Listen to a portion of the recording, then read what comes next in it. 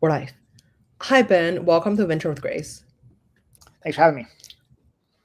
Okay, to start the show, I would love for the audience to get to know you a little bit more. So you went to school in Berkeley. You started your career as a software engineer. You have worked at big companies like IBM, BigFix, and then you co-founded a company, Subspace, and then that's sold to Box. And now you're the CTO of Box, and you have been at Box for over 10 years. Why don't we start with what are some core lessons that you've learned early on in your career that kind of you took into your day-to-day career today? Yeah. One of the things that I'm sort of proud of, in addition to knowing that I'm sort of lucky to have this, is that I worked at companies of many different sizes. You kind of look at my career, if you ask me who I am, I often say I'm like a technologist. I'm a computer scientist. That's kind of like my passion and what I always trend towards. But then I started as a company as an intern, and I was like employee number 7 at BigFix. This is with the Hindawis, where the founders that I went to school with Orion, and they now have formed other companies like Tanium. And then I was able to work there for a while, did many different roles, and then I got acquired by IBM. And then by that time, we had grown BigFix to more than 400 people. It was we were excited for the company's growth, and then we got acquired to a company of 400,000 people at IBM. And then that was kind of an interesting sort of shock. Anyways, I spent my whole career in the startup sort of mentality, small company, and then went to this large company, and then did that for a while, and I have a lot of good things to say. But then I also went to started over with some of my people I've been working with and co-founded a new company, and then got acquired in a Box. So I have this kind of background of going back and forth. And to me, the interesting thing there that I've learned was there's a lot of different ways to become successful as a company. Every company is very different. And you start to realize that the thing that you do at that moment in any one company is oftentimes the culture of the company or sort of the techniques that are best, but it's not the only way. And that perspective I consider very valuable. And I'm just often that's what I will bring to many of these different my day-to-day job, is to remember the whole gambit of what is the world of a small company, what's the world of people who are newer in their career, what's the world of people who've been established and doing something for a long time, and so on and so on, because you different leadership styles when you're sort of dealing with these different kinds of challenges. For sure. I feel like you have such a successful transition for yourself, right? So I feel like most of the CTO or even CEOs, they're just setting for a type of company. You have been through from small to big, from small to big again. Yeah. So what do you think make your company successful that they could acquire you? So I think I have this funny story from my past that is almost kind of bizarre. But after I was in the process of getting acquired by IBM, and I attended this lecture from a Berkeley professor, and the professor made this sort of assessment. They're like, no person is good at working in a big company and a small company. There's people who are small company, people who are big company, and this was just part of his lecture. And I remember just sort of being very challenged by that. I couldn't figure out why it was something that was inherent to a person. They're good at this or bad at this. And so I remember being as I was approaching that journey, I remember thinking, I'm going to do my best to be good at what it means, whatever it means at this big company. In this case, it was at IBM. And I certainly learned very quickly, as most people who've been in acquisitions are, that there's a reason people say that, is because your day-to-day and the way that you approach solving problems is dramatically different. But I do believe that a lot of times you can draw upon different sort of leadership personas to be able to solve the different problems. And I happened to be in the mode where I was able to kind of pull on those at IBM, and to, again, happily had a career at IBM. And so I think in general, that kind of process where you can adapt is one of the more important things. And usually when it comes time to have M&A discussions, so whether at Box we acquired companies, at IBM I worked on the acquisition team, or being the target of being acquired, many times this is what you're looking for. You're looking for people who can adapt, because the very last thing that you want to do if you're acquiring a company is to bring on important people on the team who clearly won't be successful inside of the new company, either because for multiple reasons. And so adaptability and sort of is one of the traits that we always look for when we're acquiring companies, and one that I know that if was important in my past. For sure. I have a question as like, as a CTO, like how do you pick your own mentors? And then what does it mean to be like a good CTO? Because I think for CEO, obviously it's like your ability to raise funding slash, hiring people slash, generating revenue for the company, right? Like what would you say make a great CTO? Would it be building newer product, like, or like the product stability, or like what would you say is like the benchmark for like a great CTO? Yeah, I mean, it is probably one of the a difficult question because there's so many different types of CTOs, and to the point, like you almost don't know what somebody does when you meet a CTO because they could come in many different flavors. Like a CTO of a company whose job is technology, is different from a CTO of a company whose job is something else. Like a CTO of a bank probably has a different day to day to a CTO of like Box. And similarly, even within tech companies, like there are CTOs who focus very much on the process of building, on the maintaining the teams and growing them for scale and making sure that works really well. And then there are CTOs who focus on more of the product overall and sort of like the technology that powers that. And so for me, this is my passion area is really all about technologies, platform, and the ability to make great platforms that then power products. So that's where I spend my time as a CTO, and it's different than others. And so it's usually a funny thing with CTOs is like when if you meet, there's almost this moment of like, what kind of CTO are you? And so you can kind of like play get a sense of what kind of challenges they're facing day to day. I wonder, okay, let's talk about like as a CTO, right? Like, so, um, my original question was like, I was gonna ask you like, what does a typical day look like for you as a CTO of Box? But I kind of also wanted to break down because when you're a VP of product, right? So like you led the product management core and backend team. You're like responsible for like the technical platform and infrastructure capabilities. Um, I wonder, so like first of all, like how do you ensemble like a core product slash engineering team? So like is there, let's say, just like 200 people working on backend and then 200 people working on like infra, like how is everybody's like work being structured in a technical organization? And the other part is, obviously you guys are building a lot of AI products, so I was just watching, like, I mean, I was like, I wrote down like a few things that you guys have built. So, for example, Box AI GA and Hubs, that's like September 2023. Box Hubs and Box AI for Hubs is Q1 2025. And the Box AI Studio, that's like late 2024 to like early this year. And then Box App, and there's Box Enterprise Advanced Plan. Like, so how do you even know? Like, what to build, and then how do you kind of pick the stuff to build beyond your Yep. core product? So this is this interesting thing because like even as you go through and mention it, like one of the things that's hard for like a lot of people, both internally and externally, is at some point, if you have a lot of capabilities, like and you do a lot of different things, like it's almost starts to be hard to track them all. Like you don't have that much room in any discussion to be like, well, what are all these different things? And so this is partially why I'm a huge fan of the idea of building platform first. I've always been. This is like kind of like my whole career. And what I mean by that is that in many cases, if you're building a product, you might be able to go in and say like, I can solve that problem. And the shortest route to solving that problem is to do this. I'm going to build sort of like a layer or like that answer. Now, and sometimes that's exactly the right thing to do. It's the fastest thing to do. You go and you solve a problem. But then sometimes you can look at that and be like, well, I will break that problem down into layers. And this is sort of the inherent concept of like layers of abstraction that you learn in school, and like it's just kind of a computer science sort of thought process. But then you start to realize like if I can make a platform layer that has like this like kind of conceptual like a box on a PowerPoint sort of conceptual, but then also have very very powerful, very well understood capabilities, then the thing that I want to build can be essentially like a small sliver that sits on top of it.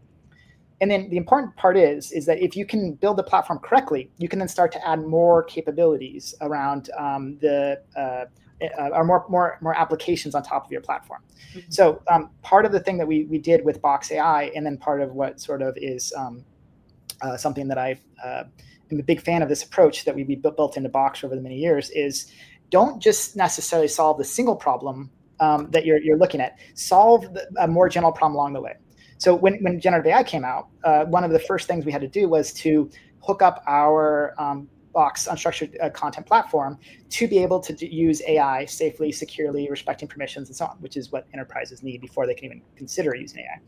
And so now there was like a way to do it which was fast and easy, and there was a way to do it that was to enable like a layer so that if the first thing we wanted to do was to do AI on a file, like help you like if you're looking at a file and you have a question, like imagine there's an AI assistant who's there, whose job is to read the file and understand and answer anything you want. It's quite smart. Like then once you have that, well, what if you have now a question where you want to like look across a corpus of data? Like how would you solve that? And then let's say you want to extract data from this, and like let's say you have a contract, you want to pull out pieces of data, and suddenly all of those became I mean, they're different work, they're different products, they're different features, but they are very much the same underlying platform principles that lets you do it securely and lets you do it reliably and lets you do it in a way that meets these enterprise-grade type of concerns. And so for me, whether you're in product management, which is one, of course, one of your jobs there is to be thinking about the best thing to build and why to build it and how it'll help your customers, or whether you're in engineering where your job is to like build the thing, build it effectively, build it reliably, figure out how to deliver it on time with quality and so on. Like you should like this approach where you deliver a platform and then also deliver the pieces on top of it that will have benefits, and you thought about that ahead of time. That's really great for those types of problems. Sometimes you can overdo it and deliver a platform for just one use case. Try to avoid that, but in general, whenever possible for something like this kind of world of AI, it works very well. Wow. I wonder, so like I took so much notes, and then I think like at the beginning you mentioned like, so you built a platform. Okay. You built a platform first. And then what I'm hearing is like you kind of like test out like on small things, and then you basically build on top of it.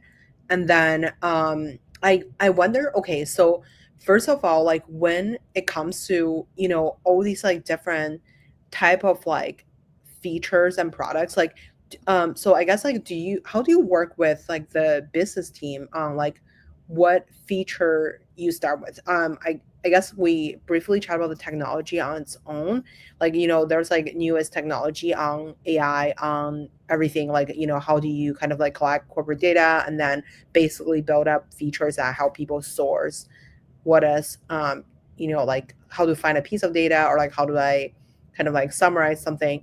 But I guess like what are the, I guess, three things people use Box the most, and then how do you kind of incorporate AI into these things? And then do you study, let's say like how much customer money is spending on XYZ feature, and then do you build like on feature that we don't have first, or do you improve on the existing feature first? I'm sorry, I have like just so many questions with it. No, these are good questions. These are questions that like if you're a product or engineering leader in a company, like you spend a ton of time on these exact kind of questions. And so I'll pick out a few of them. There is so one of the things you asked was sort of this like what are the things that matter to your product, to your company? How do you know what to build? And so yeah, one important thing that is just generically good advice for everybody in engineering in product is you got to talk to your customers like whenever you can. If you're in a consumer company, you got to maybe you survey them, or maybe you gather like sort of insights from the data, or you just do user research and talk to them. If you're an enterprise company like Box, we actually have the benefit of being able to like actually chat with like the people who run Box in enterprises, and you should be like, if you're not doing it a lot, like then you probably would be you'd probably be missing something. And so one of the key things is to just like talk to a lot of people and develop patterns. Mm-hmm. So like in my job, I'm probably 10 different customers a week is normal, like to just go through and talk about things. Either I'm pitching them on something that we're doing in a very technical, like with the technical background of it, or they're telling us what they want or challenges they face, or any of that. And that is where you get most of your insights. And then typically you draw like a pattern from that, like, or you start to realize how these things are connected. And then using, your experience or the technology you're aware of or whatever, you then put it in, together this, like, in this case, the idea of this platform. But in terms of, you asked another thing in there, which is quite important, which is, well, how do you figure out how to like get everybody else to sort of believe that that's the right thing to do? Because if no matter what, there's more than one idea on how to either build, like what to build and then how to build it. And so in this case, you have this challenge of like let's say you have a team of, I don't know, 5 people or 10 people who are building one thing, or even some cases like at Box we have over 800 engineers, and you have to get many different teams cooperating often to build something. And of course, what's one of the challenges of any sort of reasonably sized engineering team is to getting all the different pieces working together, and all the product teams working together, and so on. So one thing that you can do is actually map directly the results that you expect to business goals. And this is something that the bigger the company you get in, the more you have to do this kind of thing, where it's like you say, here's the company goals overall. Like, so let's say Box, we're a public company. We have, if you listen to our financial statements, we'll be like, we have a revenue goal, we've got an operating margin goal, we have all these different pieces. And then, what you don't want is for every team to be like, I need to influence revenue, or I need to influence, operating margin. Like you want them to think that, but at the same time, you need to, those are big things that many people affect, including sales, including marketing, including customer success. And so what you want them to do is to break the problem down and say, okay, if we're going to, let's say, increase revenue, then we need to have increased sales. And if we're going to increase these sales, then we need to have better products. We're going to have better products, then we need to be able to build this set of feature, which then makes people think this. And then so suddenly, although like you go from board level to company level to product level to team level, and then at some point along the way, and we call these ladder up, there's a KPI that you say, if I can make this product have better quality, if I can make this product faster, if I can make this product, have higher favorability rating, then I know it's going to ladder its way up to revenue. So rather than make a team who's less than 1% of the company try to change a big number, they can say, I know that if I do my job here, then I will be able to then affect that overall. And I don't need to worry about all the different, make sure it makes sense along the way to ladder up, but I will focus on this idea of solving this problem of the moment. And I think this also goes back to the idea of different people are motivated and communicate in different ways. Some people love the idea of KPIs. They can't do anything without KPIs. Other people, they want to be inspired. They want to understand the vision. They want to see it in words. They want to. Some people are very visual, where they want to see like the outcome, and then they just, I get it now that I see those things. So all of these are different ways that you have these techniques to like kind of get people to build the thing that you want. And of course, along the way, they'll often tell you, whether it's the team or whether it's the early customers, like, this is what you should have built, like, now that I see more of it coming together, which of course is part of the ongoing iterative process. Totally. I really love that. So I was like, if you hear me typing, I'm taking notes. I hear that like what you said about it's kind of like a bottoms up approach. So instead of focusing on like, hey, if we build X, we'll have like Y% of revenue, but you kind of like doing small tweaks, like you kind of like prove it to them that if we improve XYZ efficiency, listening to the customer, and then like we build the stuff that they actually like want to use, is like very important. And I feel like that maybe because of like your background is like a founder yourself, so you kind of like have the ability to actually listen, where I feel like most of the big company people who, decided to lead like a product, maybe it's just more towards like what from like a top down kind of thing. I think one other thing I've been dying to ask you is, there's like so many AI products that you guys are building right now. What is your decision framework to determine like what to build, and when do you like sunset something, and then when do you scale something? I mean, it very much does go back to this idea of these ladder up metrics, and so I think it's interesting because the question that you're asking is sort of like a fundamental question of how do I handle like decision making strategies across the board, and there's a lot of ways to do it wrong. Is sort of the first sort of thought, is that like there's plenty of ways to like overemphasize the recency of it, sort of like a recency bias. There's ways to overemphasize sort of the something you read from somebody who was like important, and so like there's this sort of systematic way you have to handle these decisions, because these are some of the most important things you can do as a leader of a company. And so oftentimes, like the frameworks that people use are there. They're different amongst different people. I think you get a lot of different opinions. So for me, like I try to draw upon different sort of styles. So one of the first is this idea of like, let's say that we want to maybe build a new product or change something, or like kind of invest more in one area. So part of that is very much a feeling-based approach. It's almost like sometimes people will be very passionate about something. Sometimes they will really believe in it. And when you work with people you respect, then you should also respect when they're quite passionate about something.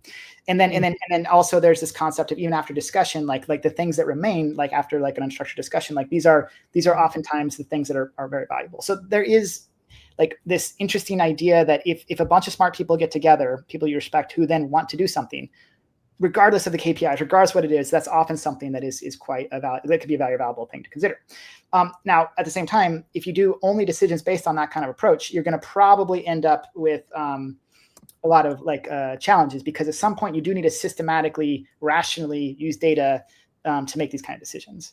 And so this goes back a little bit to the ladder up, which is this idea of like, okay, let's say that we do what this idea that we're passionate about. Like we have these like small company-esque like feelings of like, I want to build something and we're going to love it.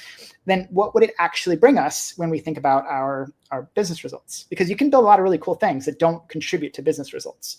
And then, or similarly, you can sometimes think that you're going to get a really big business result, but when you sit down and think about it, you're like, oh, well, that's going to be really hard given the base rate of change and so on. So I'm actually quite a fan of gambling theory.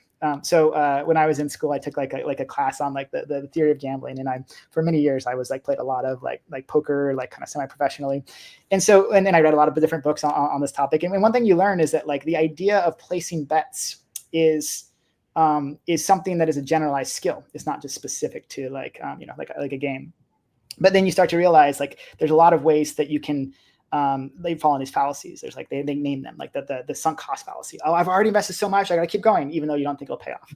Or like there's a gambler's fallacy. Like, well, like last time something didn't work out, so this time it won't either. And so you just there's ways to address these, which is to try to step back and say, what is the actual expected value of this? What is the thing that will actually matter here? And the more that you can have like sort of a way to think about it, which is a way that will help you kind of get context and perspective, then you can relate it back to the passion and the sort of the discussion, and then be able to then move this sort of like concept forward. So it can be hard and expensive to go through this, but then again, usually it's better to spend a ton of time talking about a problem, rather than spend years and a bunch of people's time building something that maybe doesn't work out. And I'm all for the idea that if everything that you do is successful, that probably means that you're missing something, or you're lucky. Similarly, if everything that you're doing isn't working well, then probably you're not systematic enough. For sure. I really love that. Like, I feel like you actually, I feel like one thing I've trying to understand is like, I know that you guys have built a lot of like AI products. Maybe this is like such a different subsector, but since I was like watching your short videos on AI, you mentioned that you guys want to build like an intelligent content cloud. Yeah. And first of all, like, what does that mean? So like, I know that there was a lot of feature that was on top of the existing one. The existing one is more towards I upload a bunch of legal document onto Box, and then it's kind of like storage as like the main concept. Yeah. But it seems like right now, like you guys are doing a lot of like, by intelligence content cloud, from my understanding, it's like it helped me process what's like for example, I upload my real estate lease on there, and then I know that when I need to like move out or something like that, right? Yep. So can you give us like the full vision and all the, you guys have worked with like literally Microsoft, Google, AWS, Anthropic, all these kind of different models and different partnerships. Like, how do you kind of like realizing the vision from the product level and then from like the partnership level, or technical partnership level? Yeah. So in the world of AI, like so it's kind of interesting. Like AI has been around for so long, right? Like I don't like sometimes people don't know. Like the term was coined, I believe, in 1956. Like which is, so you're like, that not that long after computers were invented, and so there's this very long history of AI, and also like a very long history of like challenges associated with it. But when generative AI came along, and of course it was built on unstructured data. And this was like a big difference, because we've been doing AI, but we often called it machine learning, and just the industry across the world. And in many cases, it was hard to make sort of machine learning on structured data like work with your unstructured data. And so just by unstructured data, I mean like things like this conversation is unstructured, the things in files are unstructured, messages are unstructured, emails are unstructured, like videos are unstructured, and then there are things in databases like my information about my as an employer, information about like finances and sales deals and so on, my stuff in my CRM system, stuff in my HR system, and so on. And that's structured data. But it turns out like most things that we do as people, we're unstructured. Like 90% of things that we do is like, or 90% of data by volume is unstructured. And so, but like if I said the word data to you, you'd probably think about the stuff in like databases, not stuff that like inside of these like files. And so when generative AI came around, it because it was born and it sort of inherently like handled unstructured data, this was this giant opportunity for us. We've been working so long with these specialized models that did specialized things, but then to have something like originally the first production model, GPT 3.5 Turbo, and then on with Anthropic and Gemini and Llama and all the really good models that are out there now, like they just inherently understand things, or you can sort of think of them as understanding things like the way that people think of understand things, and they get better and better and better over time. And so one of the things that in this sort of dynamic we were talking about earlier of like small company versus big company, if you're in a small company, like in Aaron, our CEO, is very much like, despite Box being around for quite a while now, like it is, it has, he thinks in a startup kind of approach. This is something about like founder-driven companies often have this. Then as soon as this sort of paradigm became mature for a moment, or like mature being like shortly after the generative AI like became production ready, it became this thought of like, well, what can we do with this in addition to, let's say we started the company tomorrow. This is a common thing that we use. Like if we started the company tomorrow, what would we do? And obviously today you would build it basically around AI. You don't need just an AI feature. You need AI to help you everywhere you're experiencing content, be it when you're looking at files, when you want to find stuff, when you want to do research, when you need to extract data, when you need to create data, or create things that you're thinking about. And so this whole world of like, it used to be off limits to computers to like do stuff that people do. Again, understand this document, read it. Like understand this thing, watch the video, like, or listen to it or whatever. Like, and then suddenly now AI can help you. And that really for enterprises is a major, like that's part of why there's this, things are considered so disruptive right now, is because that wasn't at all possible a few years ago. And then now what could you do with that is still something that now like you see a lot of companies coming forward and talking about AI and talking about how it changes things. And so there's a lot of ideas and there's a lot of disruptive potential for this. And then for us, because we are the unstructured data platform that lets you collaborate, that lets you store, secure, make sure you have all of your data like effectively ready to integrate with other systems. Like suddenly then adding AI on top of that in a platform like Way across all those features that you mentioned earlier is suddenly like incredibly valuable for us as people who make and think about this platform in addition to our customers. Can we talk about, I guess, like, since I know that like you mentioned, like, for example, you and Aaron would talk about it as like, you guys are starting AI startup tomorrow, like, or a startup tomorrow, what are you going to build? What is like AI native meant for you? And then what is like a agentic workflow? Yeah. What does that kind of mean? Yeah, so you hit on two of the fun words of the moment, and then since there's a small debate of the words, I'll tell you my definition of them. So when somebody says AI native, I think of features that are that wouldn't be features unless AI existed, and then oftentimes any new company that is built around AI or use AI in their title, they're AI native. And then for a company like Box, clearly we were around before this generative AI was there. So anything that we're thinking of that becomes AI native is a feature set that like couldn't have really existed beforehand. And I'll give you some examples. And then some people also use the word AI first, which is similar, which is the thought process of like, how will you use AI to work with this first, as opposed to like thinking about it like in addition to what you normally do. So for something like an AI first or an AI native thought is we just announced a feature called deep research.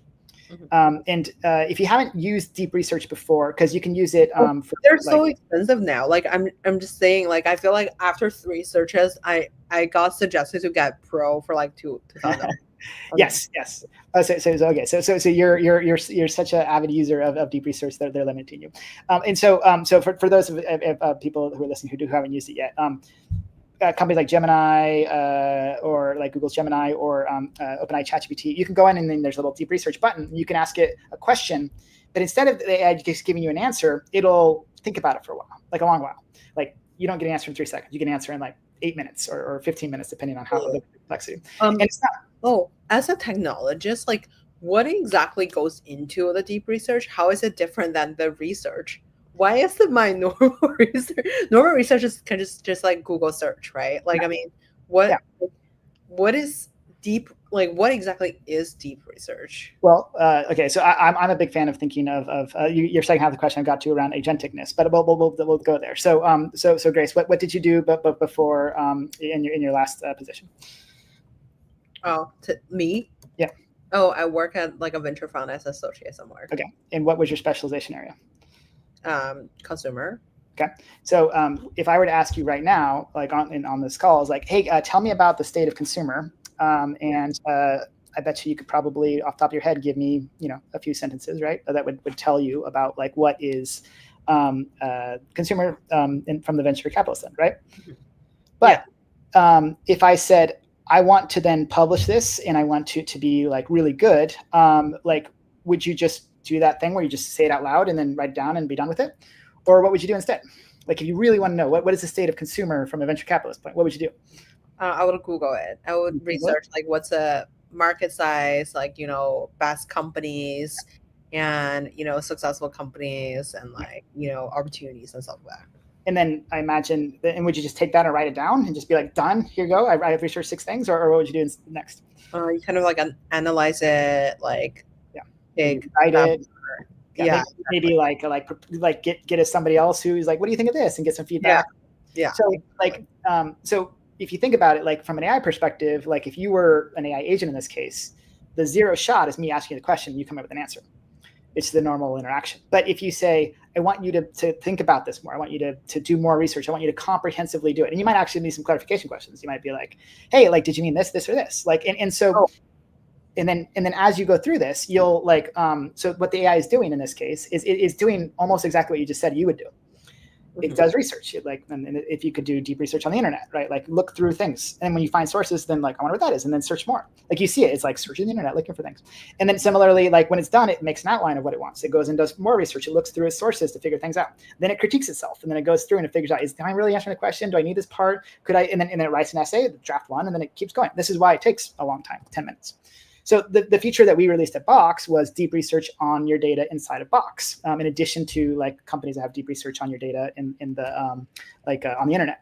And so and back to the point of like, this is the kind of feature which is AI first. Like you can't have, or AI native in some case, like you can't, deep research doesn't exist as a like a product feature unless you have the sort of AI capabilities behind it. So I think of deep research as a great like AI native sort of capability, and that's sort of the thought process of like generative AI was out for a long time before somebody said it's ready to make deep research, partially because it is such a foreign thought when AI first came out, which is always can go do research for me. Like that's it. This is a kind of disruptive thing that people work on and make it better. And this is like, I think, a big part of why people believe that AI is quite going to be very helpful from an enterprise perspective. Okay, so that's AI native. I can tell you more about agentic stuff if you're interested. I am. Okay. I was going to ask you, is AI native? So for example, deep research doesn't mean like, okay, it runs on like multiple times of asking itself questions. So for example, when I ask it like a question, and then there is one AI agent layer that kind of answers my question, and then the other AI agent just ask again on like dive deeper into this, or giving it some sort of like menu. Yeah. So there's different forms of AI agents. So what is an AI agent is a good starting place. So AI agent has like a goal, like an objective. It has like a plan or instructions about how to deliver it. And it uses tools. This is weird. We talk about AI using tools. And the tools are things like reaching out to like doing an internet search is a tool, or looking up the data in Box and searching it is a tool of these agents. In addition to their ability to kind of like track and have like a little workflow and in progress, like some people call it memory. So these AI agents, which you can think about as sort of mimicking it has agency. It's like a person in a mental model. It does the things that you talk about. So previously, a lot of stuff that you did for AI was what one shot answer this question, and it was amazing that they could do it. It's just like, write me an essay on World War I about blah blah blah. And it did it. But then you realize, just like people, you'll get much better results if it does the thing that you mentioned. It reflects. So you can build a reflection agent. So it answers the question, and then it has a critiquer or a judge who's like, let me tell you why I was wrong with that. And then it's like, well, rewrite it with here's the original and here's the critique. Do it again. And in fact, many people actually do this when they use ChatGPT. Like before, they'd be like, "Are you sure? Can you think about this and then do it?" Like I meant this, and like that process is essentially mimicked by the agent. Just do that more, which is why it takes a longer time. And it is actually like reprocessing the thing it already said many times. And so a full agentic system, which is the kind of stuff like if you're going to do deep research or if you're going to do others, it's not just a 2-part or 3-part loop where it just like goes in a circle. That works in many cases, but it can also get distracted. It's funny that when you talk about some of these agents, you realize they get because the agents are talking to each other, they can get off course in the same way 2 people who are talking can get off course. And so then they are able to, so you give them a little workflow. You're like, I want you to do this, then this, then this. And and then loop here. And then when you're done, when you think it has enough, you've got this part done, then move on to this. And so this idea of agents, they do actually execute these little mini workflows, either ones that they develop on their own, or they make their own little plan, or ones that you've told them ahead of time of like, I want you to do these steps along the way. So you mentioned about like one thing about, I guess, like the AI native part is about deep research, right? So I think that maybe that's one aspect of it, or like how only AI can enable you to do something you cannot done before, kind of like it's the definition that we were chatting about. So what are some stuff that you feel like in the Box product universe, like what are some stuff that you feel like can go AI native? I guess like one part is the deep research within your own documents. Okay, I have so many questions on this. So one thing is like, maybe it's similar to Glean or some other stuff that are like ChatGPT for in-house, right? Even like, I mean, I'm not like since I don't work at a corporate, so like I don't know, like I have not like personally interact every day with the writer product, but it seems like a lot of the AI product that's selling to the corporate / Fortune 500 are trying to do something like that. So obviously Box has a really good advantage as like everybody's document is already uploaded on there. So you can like instantly find the answer that you want, right? One part is like, okay, sorry, my brain's all over the place. One part is like the unstructured data part is like the hard part about like how people digest stuff, and the other part is like the guardrail on like the the safety security. I feel like that's the second part of like maybe Box has like a really big advantage of. What are the problems that you have to solve to make it like a deep research for corporate? Then what about these competitors? I'm sure OpenAI is going to launch their own open for enterprise. So you bring up a number of good points here, and so like so for us, the way that we think of ourselves is we are the unstructured data platform that can do AI, including agentic AI, to solve many problems, including deep research, including search, including data extraction, including specialized agents that do specific capabilities. But our whole life is around the unstructured data and all the challenges there. Like you have like many companies have like hundreds of millions or even billions of these like kind of like files and things they need to store. This is really critical data. You got to keep it secure. You got to be able to collaborate with it. You got to be able to access it across multiple areas. You have to be able to see it. You have to be able to search. You have to be able to understand all these different pieces of it. And so this is like what we do at Box, is what we've done for a long time. And the AI on top of that is to help you be able to do those things. And then we see that there are other platforms world, right? Like Workday is a great tool for HR. Like you have structured data systems like Snowflake and Databricks and others. You have like companies that do CRM systems and more like companies like Salesforce. You have and so all of these are your platforms that enterprises have. And almost all companies these days are developing AI capabilities. So normally what we say at Box is that our job would be we wake up in the morning, we don't necessarily think about AI can do anything. We think about what can AI do on your unstructured content and how to make that safe and secure and reliable. And many of our customers, we have like over 120,000 companies who have bought Box, and including like 2/3 or more of the Fortune 500. So we focus on these like enterprise grade like concerns. And just like the simplest version of this is, like if you're doing AI on content in a company, you better know who has access to that content, because you don't want AI to read something you're not supposed to have access to, because then it will tell you like things. So you like, what is the new financial results? What is my coworker's salary? Like those are things that you can't possibly, like you don't want to answer unless the person has permissions. But then permissions themselves are fundamentally complicated. Like what do you have access to in a company is often, or it almost always is different from what somebody else has access to. And so your AI has to take into account. So these are all the things that we do with unstructured data as an unstructured data platform with AI. Now you mentioned companies like Glean. There's other companies like Google's Agent Space and others. And some of the things they do is that they will look across platforms and either do AI stuff across them, or be able to let's look at your messages in Slack. Let's look at your email and your Gmail and others, and then they can bring those together. So we see those as partners in the same way that we see Agentforce and Salesforce as partners, or way we see Snowflake as partners. And our job is to work together to be able to provide what enterprise needs overall. And oftentimes enterprise needs us to work together to provide all these. And the more that we can have our agents doing this is the future world. This is kind of crazy, where it used to be that we would like develop like platform integrations, but now we just say, like, I wonder if our agent can call as a tool another system, or vice versa, or the agents can actually talk to each other through these agent-to-agent protocols. And suddenly you get to the world where like you can ask agents to do things and they'll go figure out how to do something that you're looking for across these platforms. And that's really how we see the future of this, is that like there'll be a lot of agent-to-agent communication on your trusted platforms of your data in an organization. I wonder, so again, like I think we talk about like, so for example, there is like developer platform integrations. How do you think about, because I know that you guys done partnerships with, Microsoft Copilot and like AWS and like all that kind of stuff.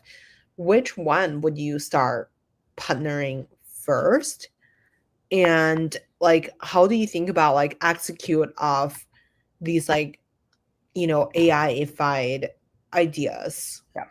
So, I mean, as an enterprise company, like the answer is fairly straightforward. We need to do what our customers want. Like if we're going to be a platform for them, then they're going to want us to sort of be the best platform, which often means working with other platforms. Mm-hmm. And so in general, that means we have a full ecosystem. And luckily many other companies have the same desire. So like, again, the companies I mentioned, like we all know that we need to work together to be able to service our common customers. Mm-hmm. And so, and this has always been something that like every enterprise company like had to be concerned about, because at some point you spend all of your time like integrating with like, imagine there's end companies, like I'll give you like the computer science version. So if there's gonna be integration between all of them, that's n squared integrations, because like every two of them come together to like to like have to integrate.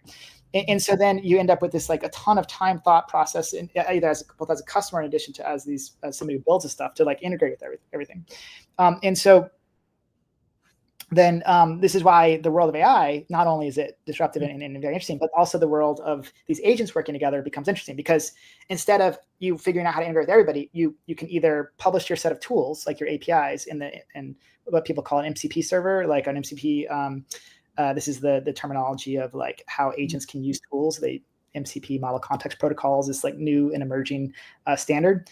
And so then suddenly everybody has like, this is what I do in my company. And then somebody else's agents can be like, well, I want a search box, or I want to do deep research, or I want to extract data. And then they'll know, and they'll just become as simple as an agent. Remember, like AI can program, so it can figure out how to like call these APIs, and it will be able to securely. You have to make sure you solve that problem, but then go get information out on another platform, and suddenly the integration problem is kind of, it's not solved, but it's much easier than it was before, when you had to like make long running projects to integrate with any two companies. I want to ask another question about buy or sell. So in 2024, you guys have acquired Alpha Moon and Cruise, and like, how do you think about what are some technology that you want to actually buy versus like you want to like build in-house? Yeah. So the build versus buy dynamic is another like very common like thing you have to deal with all the time. So there's definitely like a world where people will try to buy everything, right? And that's can work out really well if you can successfully integrate companies.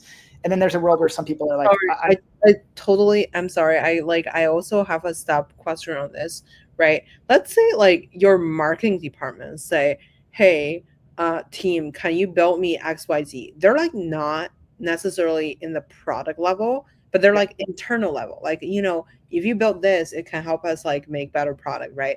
How yeah. do you prioritize on like the product itself or versus like, if a specific function or sales or whatever, like ask you to build something, like which part of the technology would you buy versus which part of the technology would you build in that sense too? In your question, are you asking if the marketing or salespeople have like an insight on how the product could be better and for Like our how do you prioritize, like so we're talking about buy and build, right?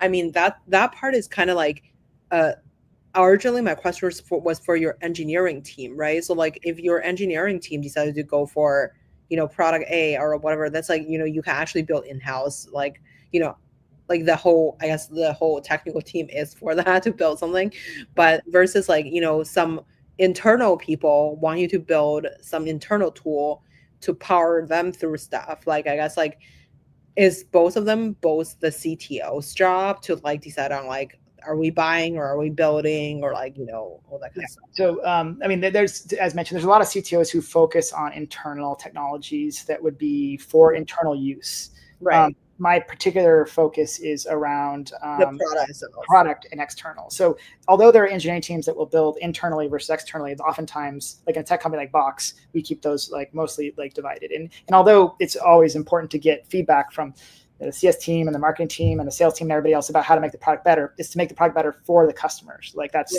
the key, that's sort of the primary purpose.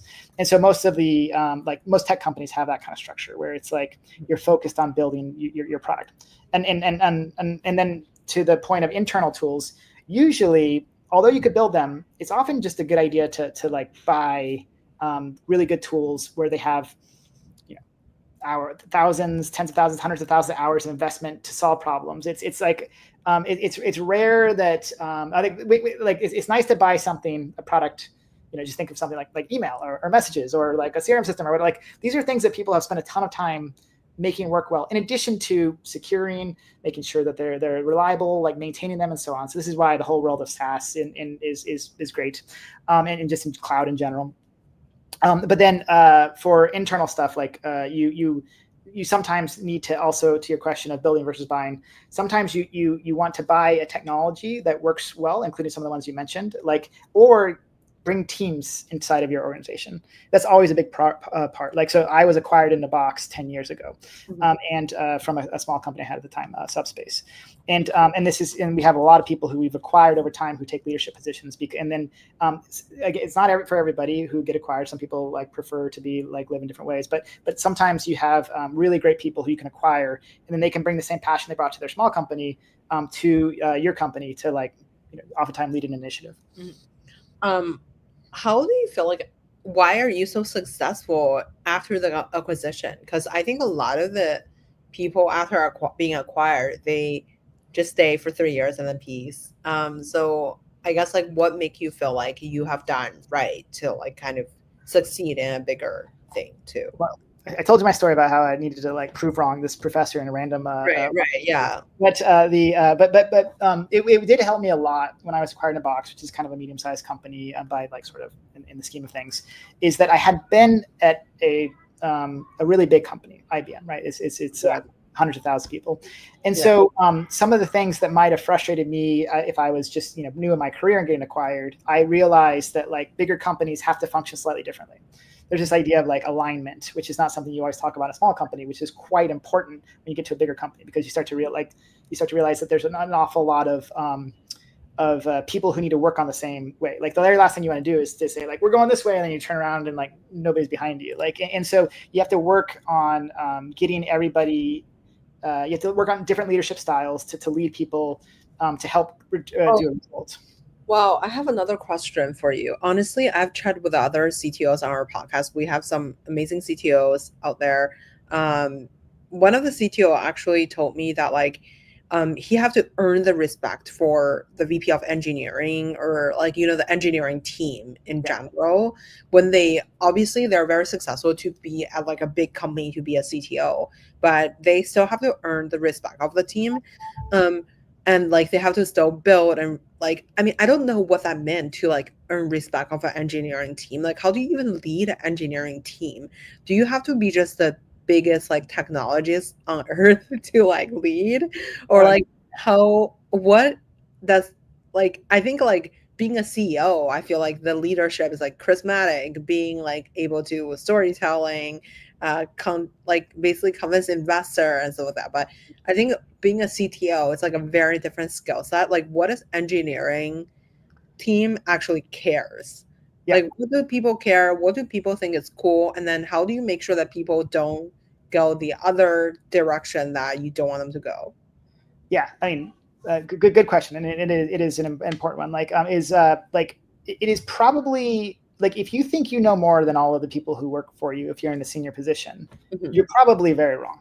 It should be like it's something I will like. It's a part of every day is to have people tell me that I'm either that I they teach me things. They're experts. I'm asking for help on different things, and so it's critical that you're constantly learning. Like in the world that we're in, especially now, where everything's changing so rapidly, or just in any complex world, like building a distributed system that can power enterprises across the board with a lot of different teams is just inherently a hard problem. There's tons of very specific aspects of it that you need to know about, but you can't possibly be an expert in everything. So one important point is to not try to know everything for everyone, because I mean, not only will you probably not be able to do it, but like you'll a lot of times people don't want you to. They like there's a reason you hire good people to work for you, and to do these kind of things where they're like dedicated to these tasks. Mhm. But the second piece is that in order to contribute, you need to know an awful lot of breadth. You need to know in depth in a lot of different areas. And this is usually the hard part of one of these like kind of like senior technology jobs, is that you kind of need to know an awful lot about everything. Like so one of my jobs will be to keep up on all the latest AI trends, to really know what they mean, to know how everything works. In addition to know all about how box storage system works, how our search system works, how our metadata system works, how our collaboration system works, and in all those details, so that I can try to put together and give higher level advice. And many times my job is actually to take really good ideas from all the team and then try to sort of guide the ones that I think are most likely to be successful, while using some of my own knowledge in the process. But to the point, like if you are either constantly telling everybody that they are not like that you know everything, or if you don't really have anything to contribute, those are two bad sides. You kind of want to be in the middle. You want to have like good ideas, good guidance, good things that like good contributions, like in addition to getting everybody to give their feedback, because that's how technology companies best operate. I totally hear you. So like basically you can be too controlling, you're telling everyone what to do, but also you're like know a little bit of everything and then you can contribute to kind of like give people some sort of guidance on where things are going. But how do you measure their success? And like, so for let's say a startup, right? Like if you're like the CEO and then there's a CTO and then you just like collaborate on like, hey, I think we need to build X, and then the CTO is like, oh, okay, done. We'll be done by day five or something, and then you kind of iterate. But what does like a bigger organization, for example, when you want to launch an AI product, and then what do you even tell the CEO? Like, hey, we need like 5 days or 500 days to execute like of this thing, and then how do you budget the stuff out? Like it's like okay, we'll have like a squad of engineers that are building these special projects, and let's like ensemble like the MVP and then see if my product, like we dog food it in the in our own company, and then see if this thing have legs, and then we demonstrate like there is some sort of like solution to it, and then like or like some kind of result to it, and then I add like 20 other engineers to like build it hardcore, or like how does this kind of all put together? This is one of those areas where there's a big difference on how you build software when you have 120,000 customers like we do versus if you're a small company and you're sort of like betting everything. And there's a nuance to it where it's like you have to be get to the point where when you deliver something, whatever size company, you want people to be able to use it and use it successfully. And there's this idea of like this MVP, or like minimum viable product. And that's a really hard thing to get right. But the very last thing you want is to have like figure out a good product to build and then have it not work well either with your existing customers, like it can't scale, it can't work. Like, and so for a company like Box, like everything we provide, we need to be ready for tens of millions of users to use it. Sometimes like billions of times a day, 120,000 customers, and there are certain things that are just not up for compromise, like including security, including reliability. And so we always will, anything we deliver, we have a process internally, and we have like mechanisms to make sure that we're building it not only on a foundation that's secure and a platform that is always helping you build the basics in there, but also make sure that we have this moment of like, I don't know if this is going to work. I don't know if anybody's going to use it in some cases, but if it's the other way, it better work really well. Like, because then, like, again, there's nothing worse than a product everybody wants but can't use. And so this does typically mean that some of these things are slower to build.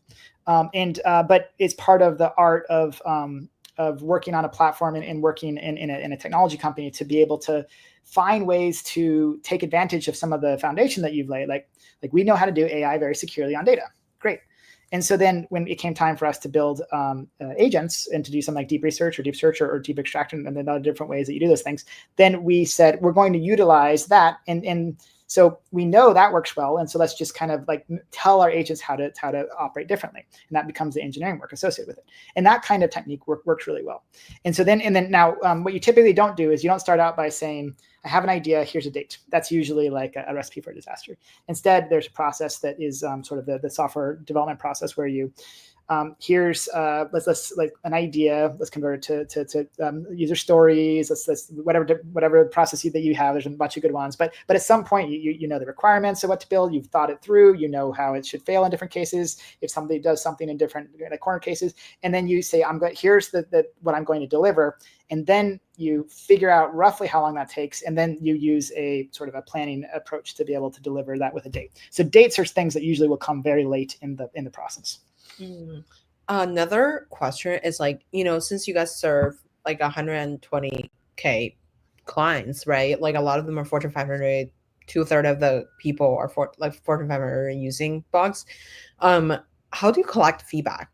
And then how do you like collect on like what Gen AI tool that you want to build for them? Like, is that like, do you chat with their, let's say like separate company into bracket? Like, so for example, legal, we do this, and then real estate, we do that. Or like, is there like how do you collect feedback and repetitively from these people? And then which department do you even talk to? Is that the CEO of these like, I guess, Fortune 500, or like, is it the CTO, or, who is actually giving these like feedback that's kind of like valid to you? Yeah. So for your question, for people who work in like where they sell to enterprises or to enterprise IT in particular, there's like a little bit of like, this question is like painful. It's hard. And in particular with AI, because like many times AI companies that are consumer companies, like they're in their terms of service, they'll say things like, I can actually like if you ask a question and you get an answer, like we'll use that to understand better, to improve the product. It's like, they tell you that. But for something like Box, we have, enterprise data. The thing that somebody's doing is in all cases, like it's their data. And it could be very confidential. It could, like the question they're asking could be very confidential. So we're not allowed to look at their question, nor the answers, nor their content, nor anything. So so with AI, like it's like we are like purposely blinding ourselves to something that like other companies would look at and say, this is a very valuable, like rich treasure trove of information. And so but that's not negotiable. Like we can't, like by contract, by like just the whole, like the way that we operate, like the customer data is their data. In addition, all the technical controls that would not allow us to do that. Now the thing that you can do, which is very useful, is to like have an AI tell you if it thought it was a good interaction. And so this is like the LM as a judge. So oh my God. Yeah. So you have an AI who's like, so the person has this private interaction with the AI, and it's like, I have a question about this, and then, you know, they do their thing, and then you can ask another AI to be like, hey, like, you know, in a very secure way that maintains all the same principles, like, was that a good interaction? And it'll be like, I don't think you got that answer right. Like the AI didn't get the answer right, or it did. Now that's all you'd ever know, yes or no. But it would, but that helps you get a sense of like how well things are going. And then, and to the extent that customers, you talk to them, they'll share with you often examples, which they choose to do if they want to. But in general, you have to rely on sort of these other techniques to get feedback, because of the data. The customer data is so critical to keep extremely confidential. I have another question for you, and then before we could jump into a fire round for you. So another question is like, okay, so let's say you have to leverage, let's call it like 25 engineer to build X product. But you can also spend 25 engineers time to build on a tool that eventually will help you accelerate the speed of building a product. Do you build the tool first, or do you build the product? Because the tool, it's like unpredictable. Like it's like, you know, after you finish this thing, there may be like some like last mile thing you still have to do. Like maybe it hallucinate 20%, but like, you know, to give any Fortune 500 people to use anything, you can't hallucinate anything. So I guess like, how do you think about building efficiency tools versus just letting the engineer to build the stuff on its own? But what if like the problem repetitively occur? Do you solve the stuff by technology first, but on the other hand, you would miss a bunch of deadlines that you won't be able to make money on this? How do you kind of like balance that out as a CTO? It's not too far from some of the previous discussions around like trying to predict the results that you get and the KPI associated with it, and then predict the time associated with it. But in general, you kind of do a quick analysis or detailed analysis about both approaches, and then figure out what you most want given your objectives. And then this is part of the like one of the key things of the leadership point of it. Like at some point, if let's say that there's a lot of customers who really want some capability, and then and it's really important for all sorts of business reasons, you should consider a way to build that quickly for them. Now, you should also consider a way for you to build it like I'm a big fan of like a platform approach but then that kind of often takes longer. And so you usually will then put them both those and say like, you know, well, okay, let's see what happens. If it takes, you know, another 2 weeks to build it the awesome way, all right, like that's worth it. And then more likely you pick a path in between where it's like you get most of the benefits of the reusable approach that saves you the time, saves you the maintenance, but then and hopefully limits the tech debt. Now, this is a challenge that everybody has to make constantly, but it is that question is almost asked every single day in every single tech company about like any individual product. How can I build it perfectly that will be awesome versus how do I build it in a relatively quick way? And then you can fall off either side of this narrow path. For sure. I love that. Okay, so I want to jump into a quick fire round for you. What's your favorite book? My favorite book. So many answers. I'm a big fan of Catch-22 and like sort of traditional like fantasy and science fiction. But I'm going to give you this is going to be the nerdiest answer you've ever gotten from anybody. So I'm a fan of Harry Potter, and somebody wrote Harry Potter fan fiction, which is Harry Potter and the Methods of Rationality, H.P. Moore. And you should go to hpmore.com if you're like, what is this crazy thing? And which is it's a parallel universe where Harry Potter is like a scientist, and he explores like how like the rules of science can apply to magic. And it's one of the most interesting books that I've ever read. I know it sounds crazy, but it is really deep, good science, behavioral science. It quotes like Thinking Fast and Slow by Kahneman. Like it's just a lot of very good stuff in there. And I'm very fascinated by this book. Wow, that is a very nerdy answer. I'm sorry, but like, wow. Okay, who made the biggest impact in your career? I think it was. There's so many different answers here, but it's kind of like depending on the version of my career. I had a CEO early in my career and a number of leaders. So I'll just throw out. Dave Robbins, Greg Toto, Jitu Patel, who's been on your show, in addition to Aaron Levy. These are all people who, as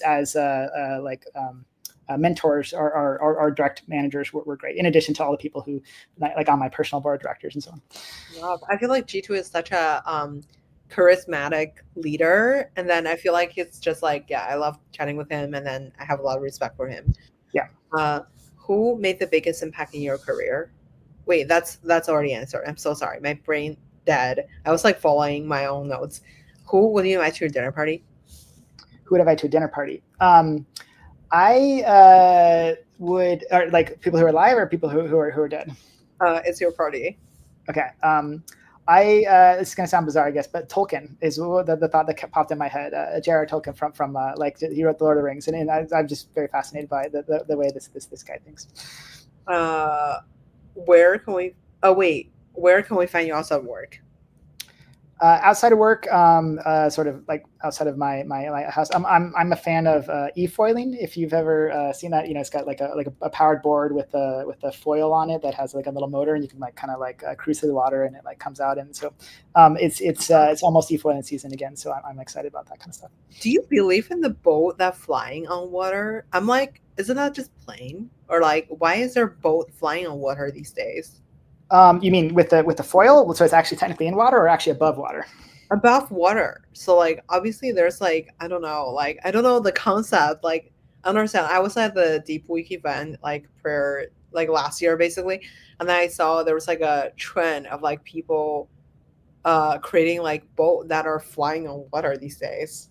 I mean, I'm certainly a fan of the concept of like personal like craft that will take you places, either on water, flying over it, or anything else. Like this idea of like a taxi of like in any form that will like either you're in control or it'll automatically take you places. I think is a very awesome idea. I would love to be an early adopter, although the safety is always concerned. But I'm excited about the future of all of these things. Living in the Bay Area, not liking traffic, and then sort of just being excited about ways to get around. Wow, love that. As a CTO, what do you think is like one part of your job people have like the most amount of like myth about? I think there is an aspect similar with something you asked, which is it's almost like so my wife's a lawyer, but she doesn't know all legal topics. Similarly, I have a friend who's a doctor, doesn't know all like medical topics, or like, and so at some point, like if people like will ask you as CTO, they expect you to know everything about all technology pieces, which is again something I aspire to. But you have to kind of like know that you can't possibly know everything about everything. So just because you're good at in your job or you're focused on technology of one sort doesn't mean you know everything. Who is like a CTO that you personally look up to? I mean, I'll highlight. It's not technically a CTO, but one thing that like from back in the day, Bill Gates was interesting, in that one of the things he did from all the things I read and understand is that he was a very good at understanding a lot of details about many different pieces, which again is something that like good CTOs should try to do. And so therefore, when you have a discussion, you're able to have like a good back and forth. And so I was always impressed that given the scope of what like he had to deal with, he was able to handle all of that complexity. Amazing. Well, Ben, thank you so much for coming on the show today. It was such a fun conversation. Sorry, it went over a few minutes. Yeah, thanks for having me. Thank you so much. Okay, let me quickly end stream. One sec.